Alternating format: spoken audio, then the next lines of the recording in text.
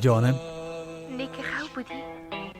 نه خوب هستی کدام چیز شده؟ نمیفهمم آی احمد من هیچ خوب نیستم، یعنی دهسل حالتم بد نیست، حتی زیاد خوشم هستم اما احمد من چی خواد کردم؟ اول خوب بگو که چی شده؟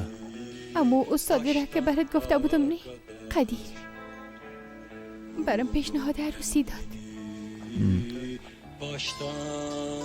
چقدر خوب. بعدش دیگه پدرم خواهم میشناسی. حالا فهمیدم.